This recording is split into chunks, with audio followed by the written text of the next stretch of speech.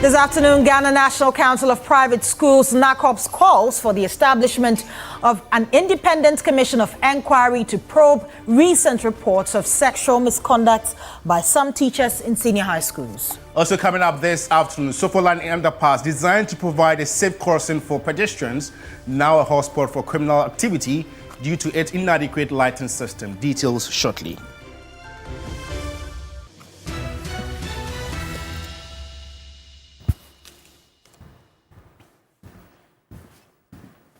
Welcome once again to the bulletin. We start from here. Well, the Ghana National Council of Private Schools, NACOPS, is calling for the President to invoke Article 278 of the Constitution and establish an independent commission of inquiry to probe recent reports of sexual misconduct by some teachers in senior high schools. Well, the Council insists that safeguarding children's rights is a national duty and restoring trust in Ghana's education system must begin now.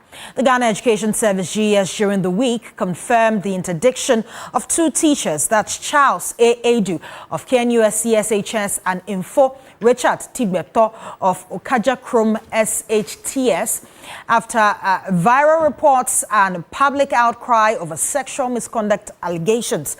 Well, in a statement, the National Executive Director of the Ghana National Council of Private Schools, Obemfo Nana Kwesi Jetwa, noted that these incidents, however, appear to be part of a deeper systemic issue marked by silence, fear, and institutional failure.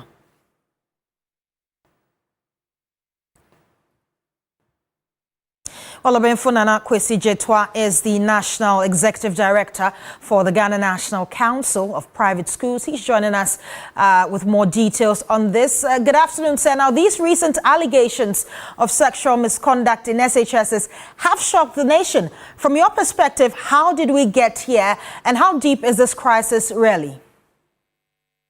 Thank you very much and good afternoon to your cherished viewers this afternoon. We all know that teachers or educators are those that hold the compass of moral fortitude in our educational system. Right. And therefore, if learners who have been entrusted under their care is actually facing some of these challenges, then there is a national concern. You ask, how do we get here? We know that these teachers have been entrusted and they are in the hands of the learners. And for that matter, for the learners to come out for us to see some of these sexual misconduct and other sort of moral abuse to the learners is something that we cannot even trace the very, beginning. And that is why it is very important as a nation we have to call for a probe in order for us to ascertain whether or not the canker is emanating or the origination of the canker. And you know what? In our constitution, the 1992 constitution, Article 295 has actually argued that or made a provision that any issue that borders on national concern should be seen as a public interest. Right. And one of the fundamental issues that should also call for an establishment of commission of inquiry is any issue that has to be bordered with a national interest. And for that matter, our call is very simple, that the President, together with the Council of State and the Parliament, should actually invoke the provisions in the 1992 Constitution to establish the Commission of Inquiry to investigate into these matters, and therefore we'll be to know the origination of it. Mr. Jetwa, you have mentioned that fear, stigma, and institutional neglect have allowed these issues to fester. What specific institutional gaps have allowed this silence and impunity to thrive? You know, hitherto, teachers were given the mandate to even punish learners when they go wayward and correct them for moral guidance. But the introduction of the GES guidelines, where it restricted some teachers not to be able to go to the full prong of the punishment or guidelines to ensure that sanctity within our education system, whenever a child goes wayward, is corrected, is one of the issues. And some of the teachers have also taken the advantage of the vulnerability of these learners. You know, if you look at the entire issue, it has a many folds that we could even attribute it to. Most of the learners are not able to be given the necessary, support that they need in terms of the support that they could even get from their parents, i.e., in terms of things that they will be able to keep themselves. And they see these teachers as the only source of intervention or solace. And therefore, these teachers also capitalize on this to actually abuse these learners and go scot-free. And that is the reason why we are calling for such kind of commission of inquiry establishment. And in your view, what concrete protections need to be put in place to encourage students, staff, and even parents to come forward without fear of retaliation?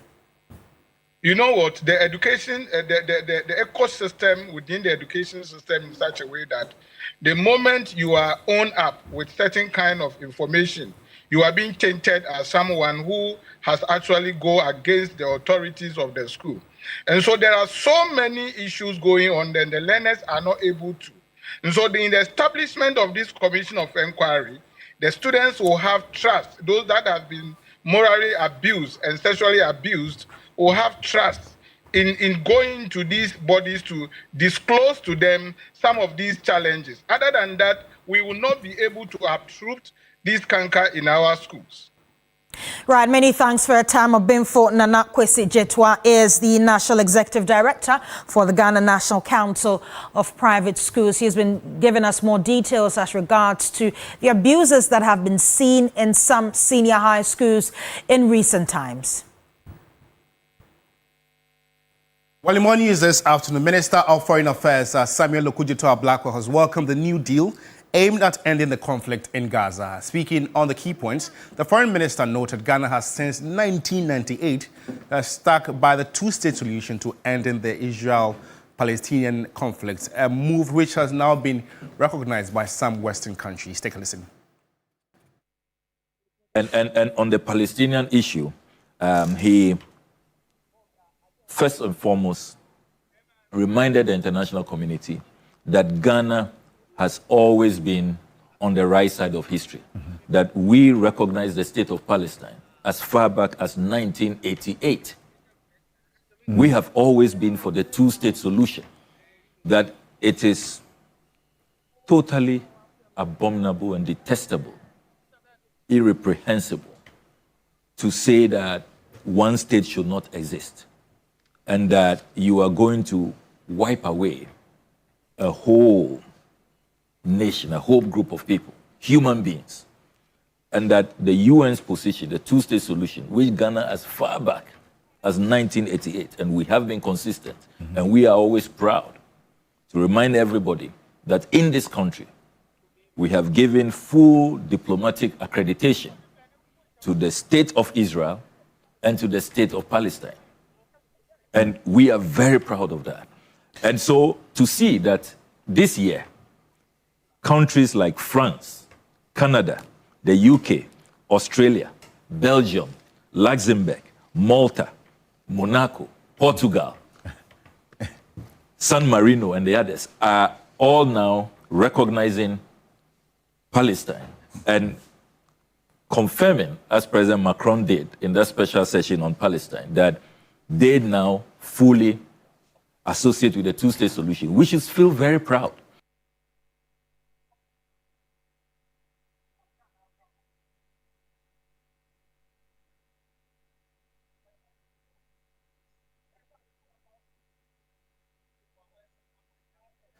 And now let's move to the Ashanti region. The Sofa Line Underpass, designed to provide a safe crossing for pedestrians, has become a hotspot for criminal activity due to its inadequate lighting system and discouraging many from using the facility.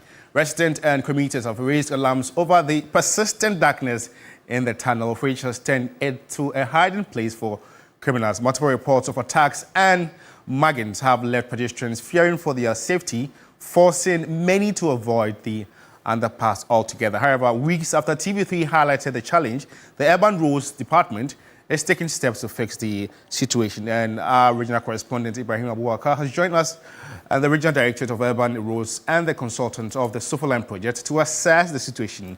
And Ibrahim, thanks for joining us. And can you paint to us a fair picture of how the situation looks like this afternoon?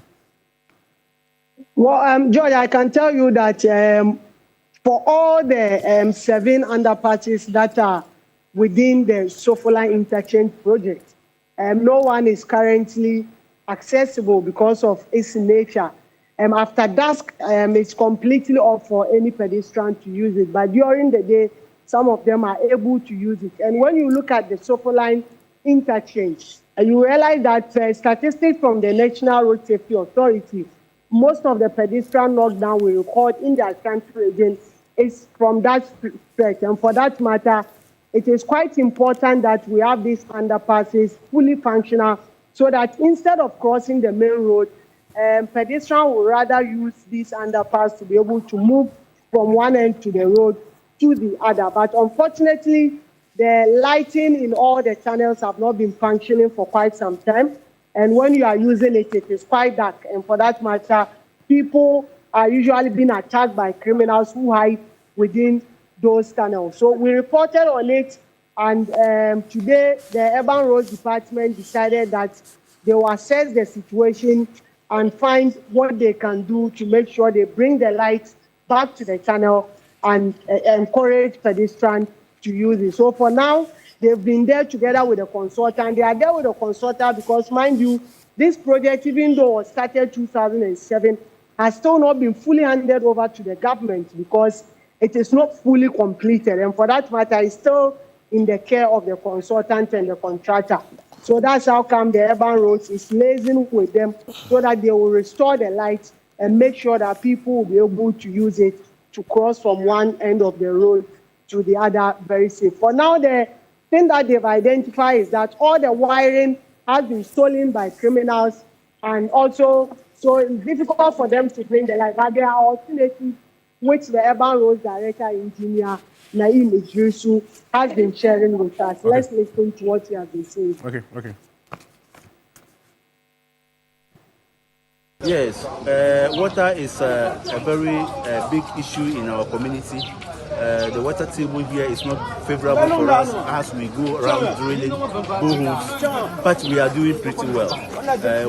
Now that it's in the rainy season, we don't have much. Ibrahim, before the intervention of the Urban Roads Department, can you confirm to us the number of people that have been, attacked by these criminals? Any statistics you can share with us?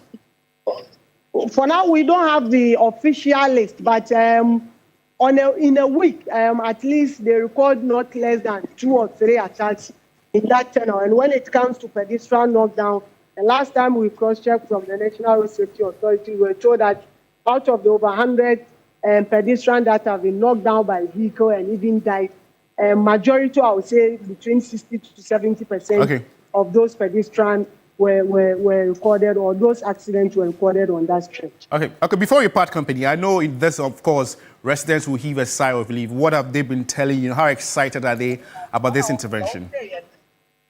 Well, they are excited, but they remain hopeful because they are saying that this is not the first time they have been promised when it comes to fixing this situation, but they've not heard anything positive. So they are just hoping that this time around, the authorities will walk their talk and make sure they restore the lights in all the 7 tunnels within the Sofoline interchange. Okay. Thank you so much. Ibrahim Abubakar is our Ashanti regional correspondent updating us on the Sofoline underpass. We are told it's been plagued by darkness, but the intervention of the Urban Roads will soon bring some relief to commuters and pedestrians alike. Now, in other news this afternoon, President John Dramani Mahama says that efforts must be made to arrest the financiers and kingpins behind the illegal small-scale mining, also known as Galamsey, and not just the boys in the pit. While addressing civil society organizations on Friday in Accra, October 3, President Mahama served notice to shipping lines that they will be penalized if they bring in excavators without permission. One of the important successes is the change in the whole issue of excavators. Excavators came in huge quantities. And I remember that at a point under the previous administration, they asked that permits be gotten before excavators are imported. Meanwhile, the law did not say you should get a permit after, but that was what we came to meet, that you bring the excavator, then you go to the Ministry of Transport and ask for a permit. But the law actually says that you must get a permit before you import the excavator. And so now we're enforcing that law. And so you can't bring an excavator in, you can't put it on a ship, and we're telling the shipping agencies, if you bring an excavator for which there's no permit, we shall penalize you, the shipping agency, for carrying that excavator here to Ghana. What are we doing to the kingpins? Because most of those 1,400 who have been arrested are young youth who are looking for something to be able to look after themselves.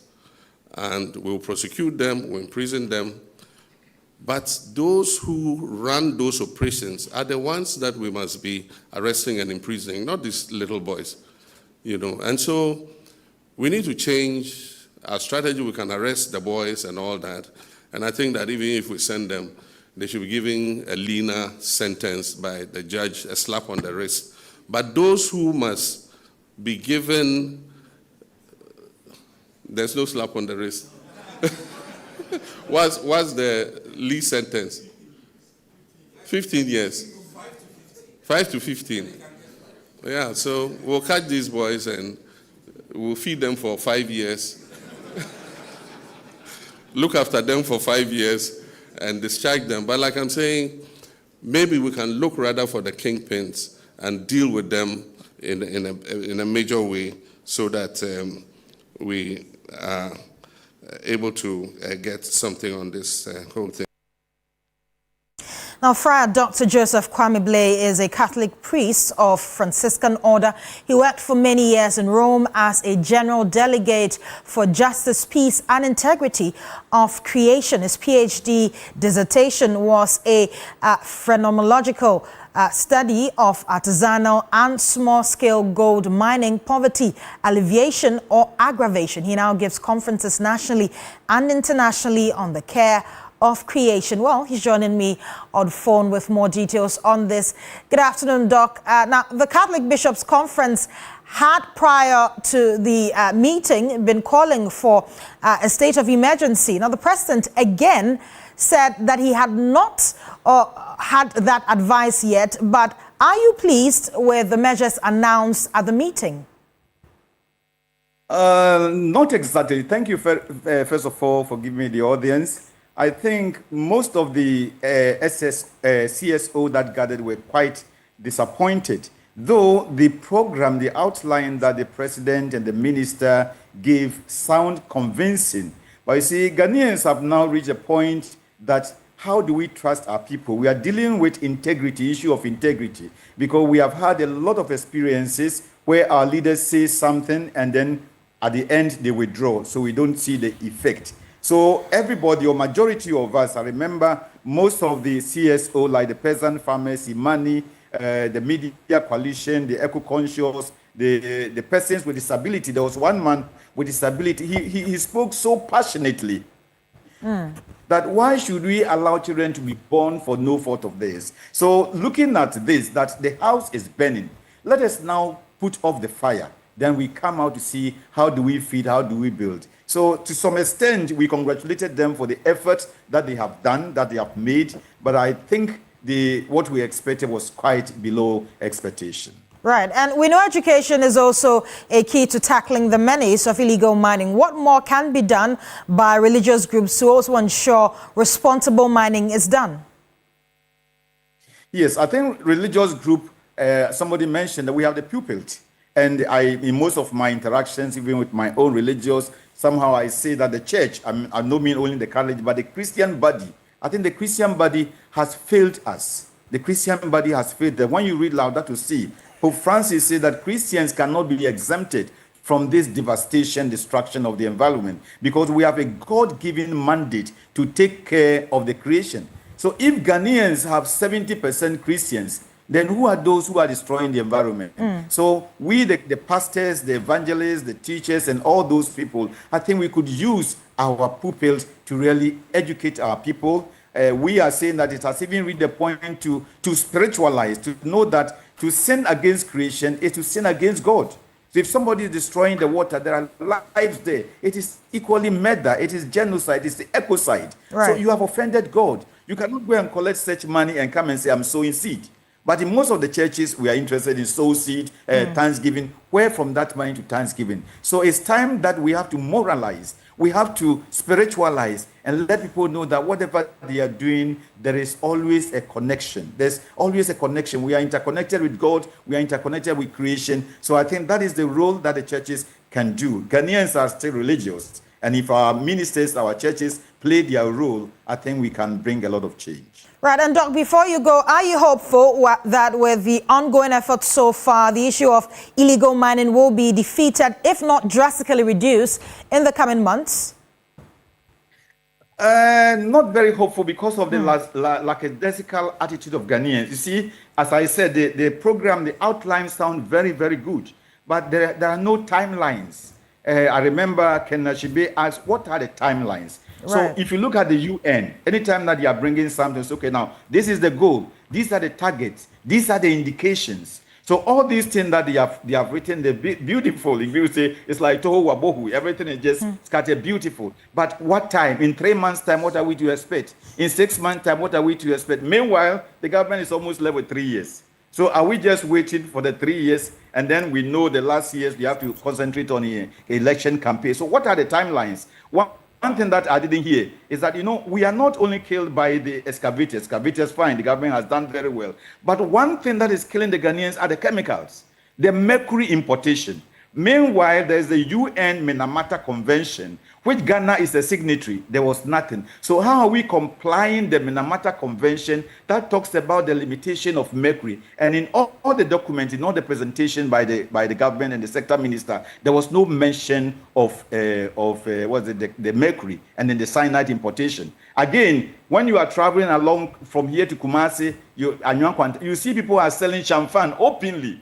So it's like you tell the students, don't smoke weed. And meanwhile, they come there, the neighbors are selling weed around you. So these are some of the issues. So we say we are fighting crime. And meanwhile, the accessories of the crime is sold everywhere openly. So these are some of the things that create the doubt. So the goodwill is there, but then where is also the political will, the vim, to really crack the whip?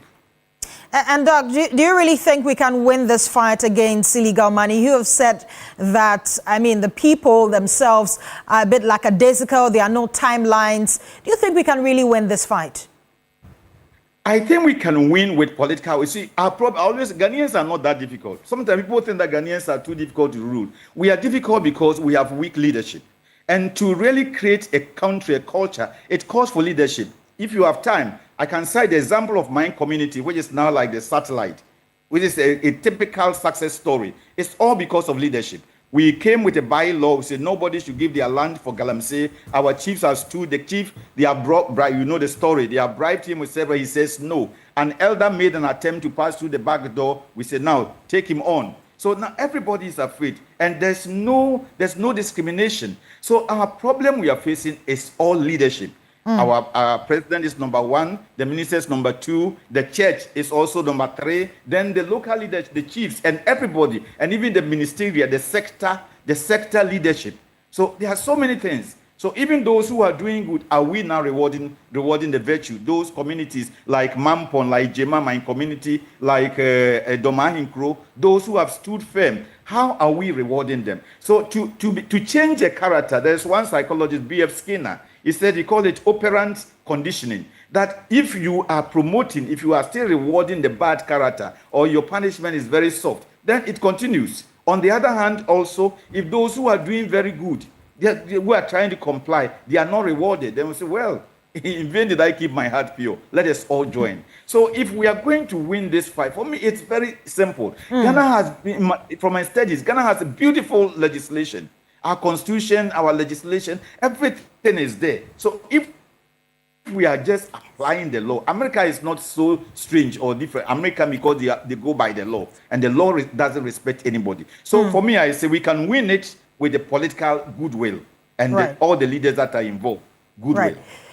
Friar Dr. Joseph Kwame, thank you so much for your time. He is a Catholic priest of Franciscan order. He has been speaking to us on the issue of illegal mining. Of course, the meeting with the president and the CSOs in Ghana, in Accra, just yesterday, where they discussed all the issues relating to illegal mining and the declaration of a state of emergency. Well, in more news this afternoon, a political science lecturer at the University of Ghana, Dr. Joshua Jabunti Zato, has said that the illegal small-scale mining in Galamsey menace requires a state of emergency to deal with it. Speaking on the key points earlier today, Dr. Zato expressed the view that a state of emergency would allow the bank accounts of the financiers of Galamsey to be frozen. Take a listen. I still believe that we need a state of emergency, and we need it now, because it is within the context that we are discussing this. We are discussing Galamsey within the context of it being an existential crisis. When you say something is an existential crisis, you are saying that our very survival, not just as Ghanaians, but as a human species, is being threatened. When your very survival as a human being or as a species is being threatened, you adopt what I call an all-of-the-above approach. You don't go into your toolbox and select the tools and leave some tools there. You adopt what I call an all-of-the-above approach. That is why on this matter, I agree with the Ghana Catholic Bishop Conferences that we need a state of emergency. Who are those bringing these excavators into the forest? I want to see a system whereby the government can say that, look, when we find any excavator in the Galamsey site, we can take the number of that excavator. We can send that number to DVLA. DVLA can tell us that the excavator is registered to Martin Pebu. Martin, sorry, I know you don't have an excavator. Then we can go to the Bank of Ghana and say, Mr. Bank of Ghana, tell us all the bank accounts that Mr. Pebu has. I know it's a lot, but don't worry. And that is a trace. And then we can say that the state can then say that we have the fact that we found your excavator at a Galamsey site. We then have the power to believe that you are a Galamseyer. They will freeze your account. And a member of parliament for Tamale North and Deputy Roads Minister Al-Hassan Suhini has said that the government is committed to fighting the illegal small-scale mining, popularly known as Galamsey, and its impact. President Mahama on Friday met with civil society organizations to update them on his administration's fight against the illegal mining menace. Speaking on the key point, Al-Hassan Suhini noted government will work to protect our forests and water bodies. Take a listen. Action is being taken to streamline and if you like, clarify the process of importing an excavator and also monitoring the usage of excavators in this country. It is clear that it is not a promise. It is actually something that is being carried out today. And these excavators are not just going to be licensed, they are going to also be geofence, as we are told. And in some cases, some of them have already been geofenced. They have been tracked and they are put out there and they are being monitored. You know, so it is not a promise. It's actually something that is also on the ground. The blue water guards are people that are on the ground, also serving their purpose. Yes, they are just at about 1,000, and we need more of them to be trained to ensure that they provide the services that they are providing.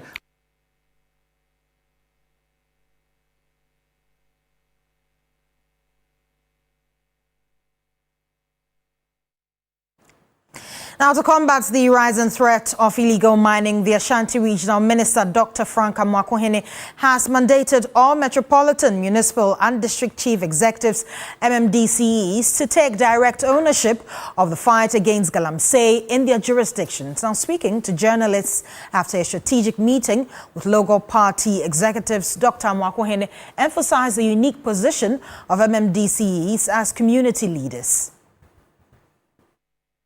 The crux of the issue actually was centered on illegal mining and the fact that we will need the full support of the party and the full support of all MMDCs to be able to help us chart this course. Because we have realized that everyone all of a sudden has turned to become an MDC person just to be able to get cover for whatever else they may be doing. Right now, as we met here, we met with all the leaders of the party. So if anyone is using the name of the party to cause disrepute or to tarnish the image of His Excellency the President, we want to charge the party, which we have done, that they should name and shame so that we'll be able to, as it were, cleanse the system and be able to have a good grips over this illegal mining issue. And again, this is MDCs, forest, and all these water bodies reside within their districts and their municipalities. We have charged them to lead the fight so that when there is a need for response, they are closer to the people and they are closer to the ground. They can respond accordingly. We have encouraged them that when it comes to influence peddling, if there is any big man who wants to engage in mining, the person should come directly and engage in mining and not go through any third party whatsoever. So if there is any third party who comes and tells you that there is NDC person or this NDC appointee wants to engage in any form of mining whatsoever, they should cause the person's arrest so that we'll be able to hold the bull by the horn and be able to address this issue of illegal mining. Active on Facebook, let's know what you make of the illegal mining menace, that's Galamsey, and also a government effort in dealing with this very menace. Engage us with your comments, observations, and hopefully read them and share them to the rest of the world. And now, there's been an increased surveillance on the Black Volta as part of efforts to curb the sharp rise in Galamsey activities in the Kantampo enclave. This heightened security action follows the arrest of 4 individuals believed to be involved in illicit mining.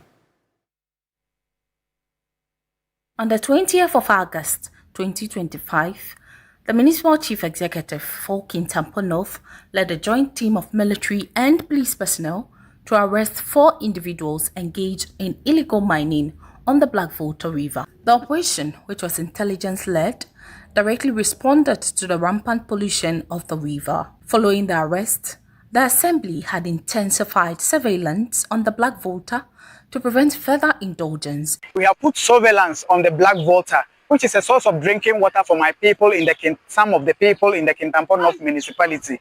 We are making sure that that thing should not continue so that to get people off their livelihood. Some fish there, and during Galamsey, when you are doing Galamsey, you cannot fish.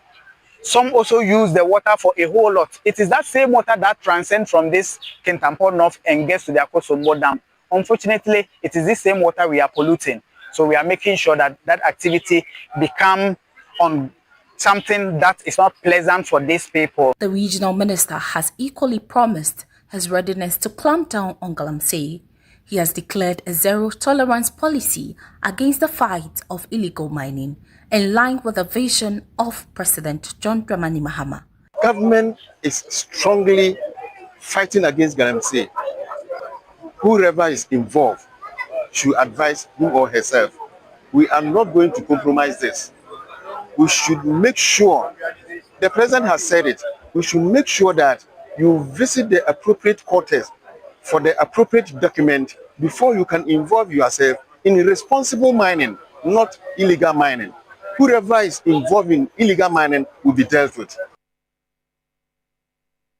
With the fight against illegal mining, Francis, the father said it takes some sort of tough leadership to do that. Yeah, But what it do you takes also a think? lot of political will. And I agree with him because, well, government says that they are doing a lot to try and tackle the menace, but I don't know if the calls for a state of emergency are still relevant at this particular point. But let's see really what happens moving forward as government tackles this illegal mining menace.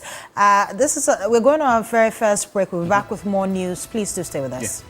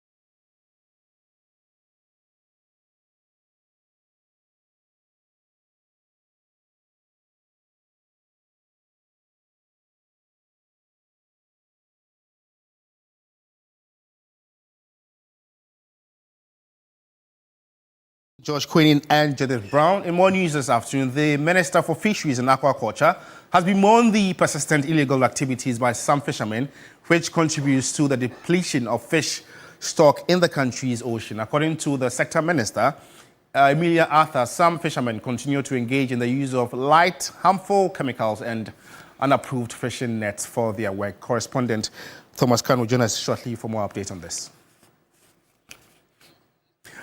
Thomas, thanks for joining us. What were the fishermen's reactions to the minister's warning on illegal fishing practice? Can you tell us? So, George, when the minister sounded this warning, the event, which was lively at a point, had to go silent. The fisher folks were applauding the fisheries minister and the current government for the cancellation of the close season. So when she came in with that announcement that how they are going about their fishing these days, especially with the use of unapproved fishing nets and then also light for fishing, it was something that was very disturbing, and that because of that, the European Union, for instance, has placed a yellow card on Ghana's fish stock because of what is happening in the water bodies. And as you asked, the fishermen were really disappointed, and they looked very worried that if the cancellation is also lifted, if they have to go back to the close season, that will be a serious problem for them. Thomas, did the minister give any timelines or specifics about when the abandoned fish processing plant will be operational again?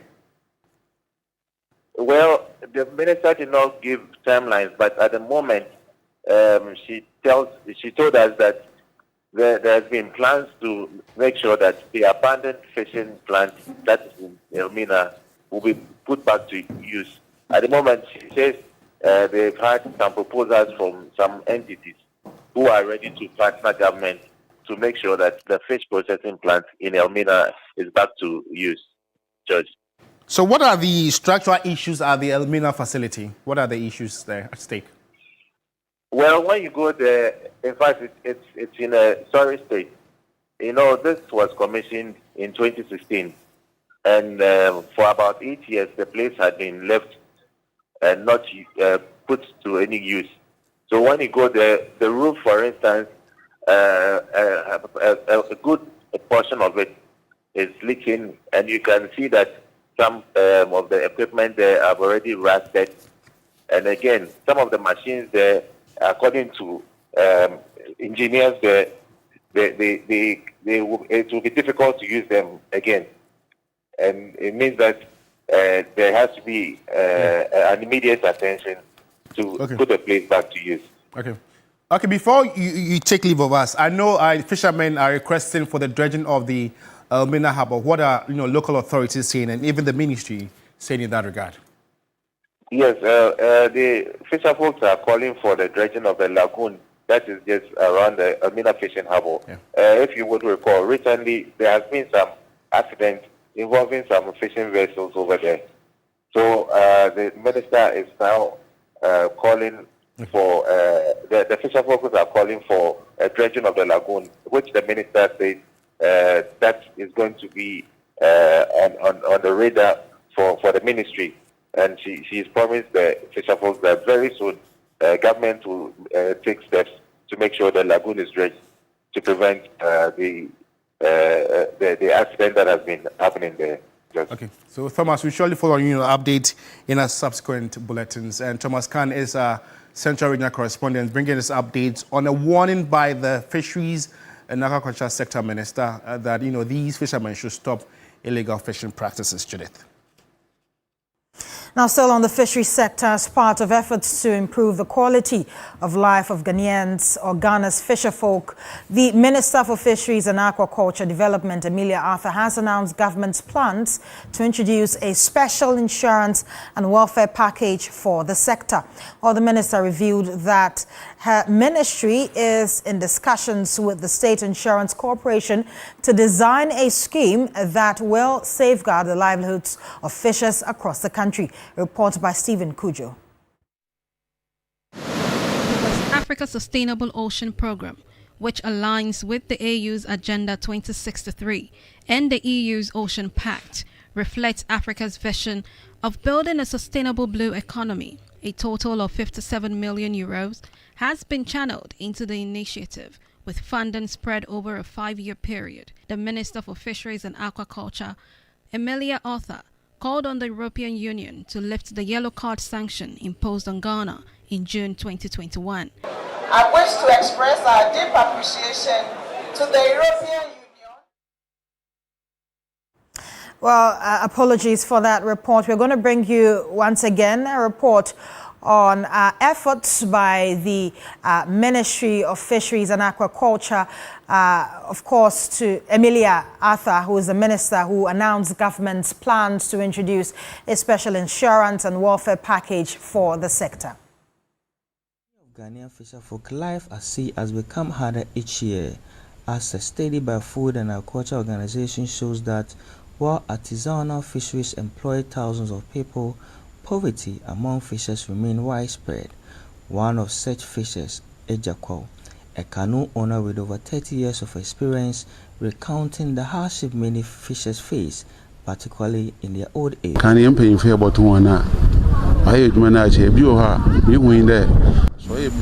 Many fisherfolk struggle at old age as they find it hard to make ends meet. Some are forced to be coming to the shore to visibly begging for alms before they can eat. Meanwhile, they were once canoe owners. Fisherfolk who are in this condition are mostly ones that they have lost their canoes due to accidents. Life really becomes very difficult for such persons as they make efforts to bounce back to business. In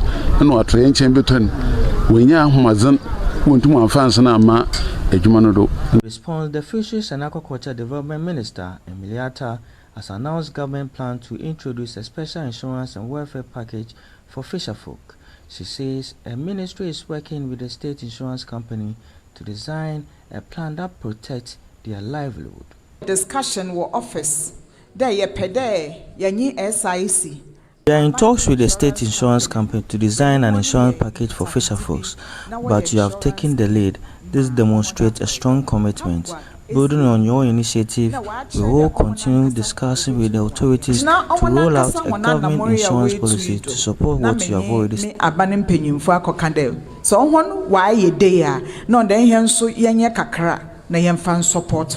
Meanwhile, the Canoe Fishing Gear Owners Association of Ghana has taken the lead by unveiling a similar scheme. The sector minister, while swearing in a 5-member board of trustees for the scheme, commended the association for the initiative and stressing that it aligns with government broader plans. President of the association, Nana Kweja, intimated the scheme is geared toward providing health benefits and promoting culture of savings among fisherfolks. Designed to provide medical support to members who are canoe owners and fishing crew. It is also designed to provide emergency support in times of accidents. In a related development, the Western Regional Admiral Director cautioned fisherfolks to exercise caution in handling premise fuel. Most of them, on my research, they even cook in the boats where they know very well that they are working with premise fuel, which is very dangerous.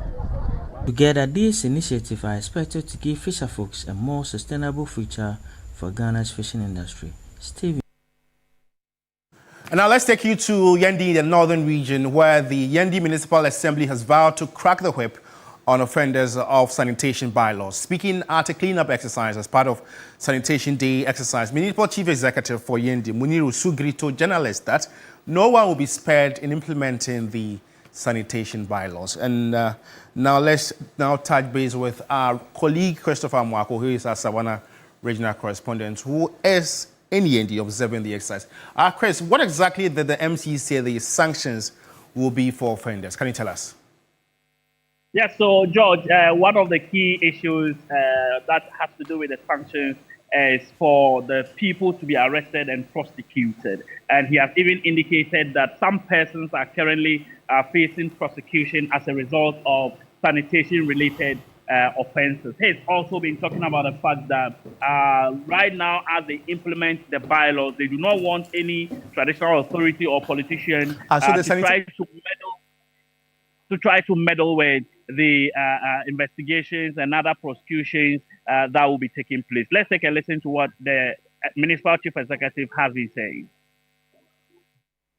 Then what we need is just enforcement of the bylaws. And some of the bylaws is that you must always clean around your environment. Whenever there's a call for national exercise like this, you must come out and participate. Even if it is that you are found loitering around and your vicinity is full of deaths. We have the sanitation officers who are supposed to come, then take you on, and the necessary bylaws are there that you can be prosecuted in accordance with the constitution and the bylaws of the Yendi Municipal Assembly. So we are not taking a chance. We are supposed to enforce the bylaws now, and in collaboration with all stakeholders, the bylaws have started enforcing. We have arrested some people who have defaulted, and they were sent to the police station, taking their statements, and they were sent to court. I'm signing a word of caution to everybody that we will not, and as a leader of the assembly, I will not go and protect and prevent the money to take its course. If you find yourself paid by the law, be assured that it will be done and they will deal with you in accordance with the law. And I'm going to beg all stakeholders, the political leaders and the chiefs, that we are begging whoever goes against the law. We don't want anybody to come pleading and saying that we should temper justice. In the reaction of residents. Christopher, seems you're having issues with our correspondent. That's Christopher Marco. He was actually updating us on an exercise taking place in Yendi. Well, Christopher. Yes, can you hear me? So I want to know, can you share with us the reaction from residents? So residents are very happy with this particular initiative because remember, this is not the first time we are having a National Sanitation Day exercise. Yeah. Somewhere 2015, 2016, it had started, and somewhere along the line, it stopped. So they are happy that it has been reintroduced, especially when communities are being engulfed with filth. Let's take a listen to what some community members also have been sharing. The government to do whatever it could to support this exercise. And with the 10% allocation in the common fund, we are assuring the president that we will do all that in our capacity to ensure that it is properly implemented. Once there's sanitation, improved sanitation, health condition is reduced, and then the burden of spending in health is what? Reduced. Therefore, healthy environment leading to what? Economic activities. We improve economic activities, people get jobs, and a lot of people benefit in their community. And I believe with this exercise, Yendi will be one of those youth who are trying for jobs. With their help, we create in more other avenues in order to get more economic involvement. Christopher, before you take leave of us, briefly tell us about the situational reports in terms of sanitation in Yendi. Yes, so I must say that, George, generally in the northern region, sanitation is not looking too good. If you go to the Tamale Metro, Sanarigo, and other places, the sanitation situation is not really looking too good. But it is the hope and belief of residents and other stakeholders in the region that this sanitation exercise will help to reduce the sanitation situation in the region. Don't forget that various assemblies, according to the president, MMDC, sanitation will be one of the KPIs that they will be used to measure their output. And so they are all working assiduously to ensure that sanitation is improved in the northern region. Okay, so offenders of sanitation bylaws in Yendi will be sanctioned according to the MC. And so that was the updates we got from our Savannah regional correspondent, Christopher Marco. Judith? And to the Northeast Gonja district of the Savannah region, where the district chief executive of Northeast Gonja, Untoma Abdu Mumuni, has assured residents of his commitment to improving both sanitation and water in the district. While speaking during activities to mark National Sanitation Day, the DC admitted that sanitation in rural communities remains a challenge, but said continuous education and community involvement are gradually changing attitudes. Yes, water is a very big issue in our community. The water table here is not favorable for us as we go around drilling boreholes, but we are doing pretty well. Now that it's in the rainy season, we don't have much problem with our water situation. But when it gets to dry season, that is where we have the challenge. In fact, a lot of measures have been put in place. The government of the day, led by His Excellency John Dramani Mahama, has done well by giving us enough common funds. The common fund that we receive is unprecedented, and we are very pretty sure that with this common fund, in the common fund, we are asked to drill at least more than 10 boreholes. National sanitation exercise is expected to keep communities and cities clean, but in Koforidua, apathy among residents continues to grow, leaving the cleanup efforts largely to local authorities and the security services. Samuel Adongo is the new job in North MC. Take a listen. Going around with task force, we'll be going around with security agencies, and we will arrest anyone that will refuse to join us to clean our communities. It is our responsibility. Why should we create the mess and not clean it? So if we create the mess, clean the mess. And we must all participate in cleaning the mess. We want to make New Jabinov the most cleanest municipality in the whole country. And that must happen. And we will not tolerate or allow anyone to prevent us from getting this thing done. It is a must, and we must achieve it. Thank you.